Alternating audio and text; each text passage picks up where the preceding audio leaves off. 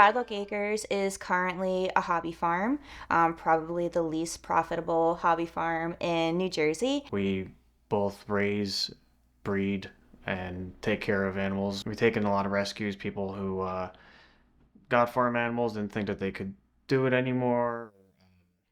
We just picked up two goats that a couple bought for their kids. Their kids grew up and left the house, and the parents were left with them. So now we have Popcorn and Jack. We sell a variety of products right now. We sell chicken eggs. We have a mixed flock. We have 17 birds that produce for us. In addition to that, we do have free-range ducks. They have a creek that they traverse throughout the day. And then very soon in the future, we hope to be selling some kind of goat milk product. Currently in the process of breeding goats. That's like the biggest thing that we have going on right now. It's been almost 2 years that we've been working towards that. I remember telling Tom, probably on one of our first dates, he asked me what my lifelong dream was, and at the time it was to have a farm. And I don't think I ever thought that I would actually ever have a farm. Kind of never thought it was something I would be able to afford or something that I thought I could do, but I always thought it would be really cool. I went to vet school for a while and I was interested in becoming a livestock vet. So I had like an affinity for livestock farm type animals. We had this house in Stillwater when we moved up here. And when I say we moved up here, we came from Monmouth County, New Jersey, which is a little bit more populated and a lot less rural than it is here. And we had an acre, and we thought that was a lot of property. We had this little it was like a lean-to kind of, or like a little shelter behind our shed. We started out with a lean-to that came with our last house, was attached to the back of a shed.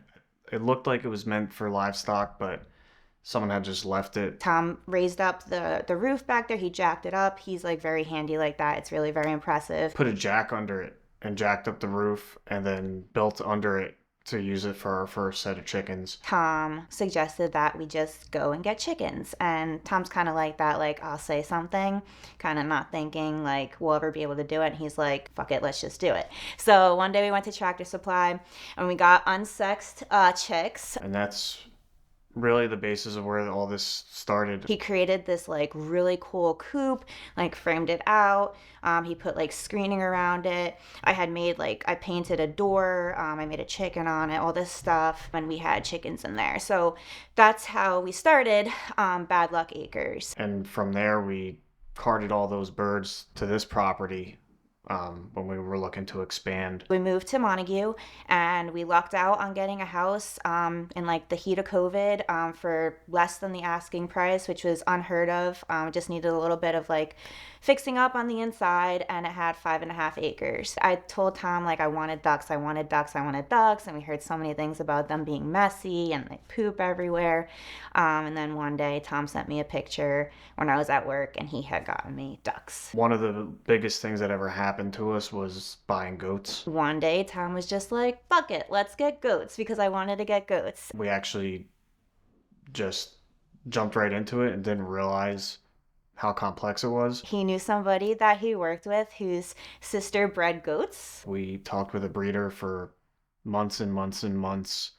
We knew the goats before they were born, and we showed up in a single cab pickup truck and drove them home with them, jumping all over us while we were driving. And now they're having their first set of babies, and we were supposed to never have boys on the farm, and we've got 3 bucks now. In addition to purchasing Chad, who is the father of maybe 4 goats, we don't know yet. We had 2 fences built. The goats started with having like this really like terrible looking pallet fence enclosure. We decided to expand the current fence. We got rid of the pallet fence with the T-posts that we had.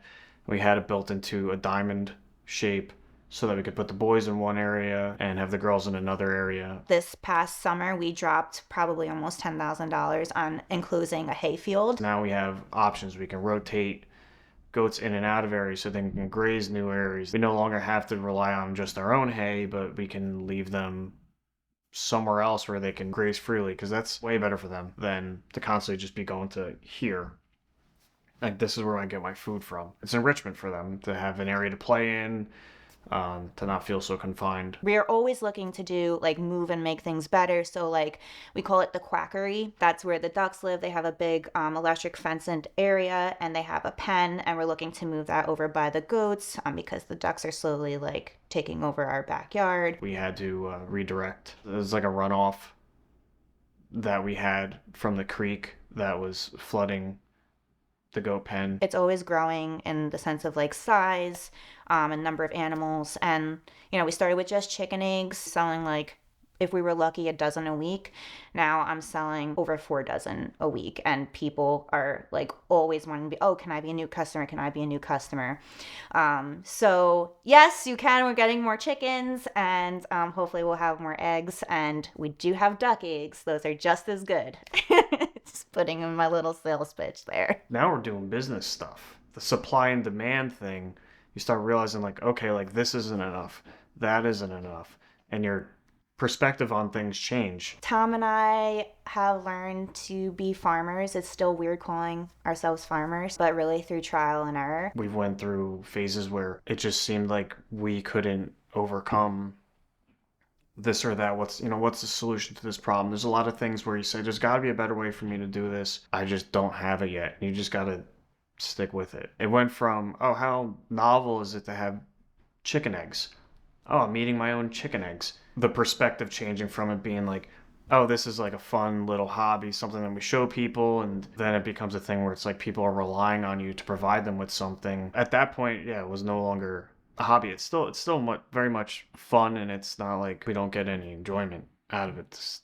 That would just be terrible. Many things inspire the name Bad Luck Acres. Kristen said, well, if it wasn't for bad luck, we wouldn't have any. So that first set of chicks, pretty sure a fox wiped them all out except for 2. So that was the first, kind of WTF kind of thing. Nova got out and she attacked one of the chickens, broke her leg. That ended up being Peg. She lived the one-legged life for years. We lost another set of chickens to a raccoon here. That caused us to have to create like an electric fence. We had a goat that had an illness that was like, she shouldn't have survived. She started like circling around and she developed what the vet said was either listeriosis or polio. And she was walking around in circles.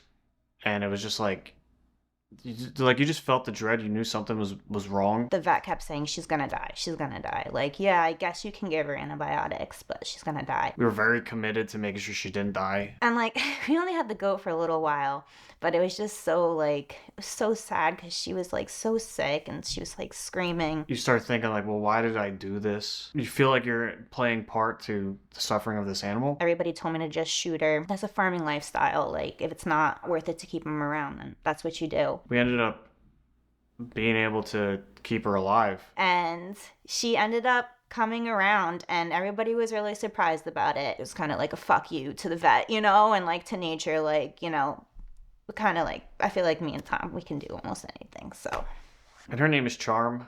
That's probably relevant. She's born on St. Patrick's Day. And I just think that there's a lot to say about like how much we care about our animals, like in that story. The number one thing is always going to be the animals for us.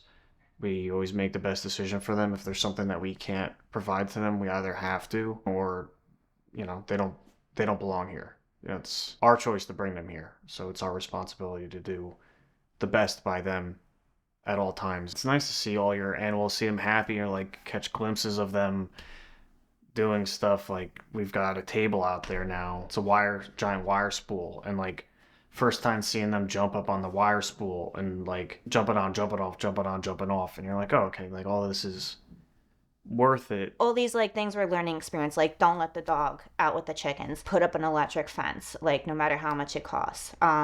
Don't put hay on the ground. Kind of like logical common sense that sounds like. It's just stuff that we learned along the way. That's kind of where the Bad Luck Acres comes from, and we think it's like kind of a cool name. Like we're like, our slogan is the animals don't know what they're doing and neither do we. A huge part of running a business, growing a business, is funneling money in. My main goal for this farm really is I would love to make a profit off of it. That would be great. We've put the money out for the infrastructure and to get started and to learn how to do what we're doing, and now it's time for us to start not spending as much on the business and start expanding what we can actually make product from. I would love it to be more efficient. Right now, we're still kind of figuring out like ways to get things done quickly. Like we have a baby and two more on the way.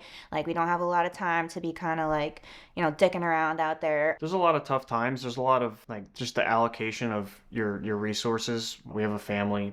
We have our regular pets. We have our jobs. We have maintenance on our house that has to get done. We're not fooling around. We're working. It's a lot, and it's extremely worth it.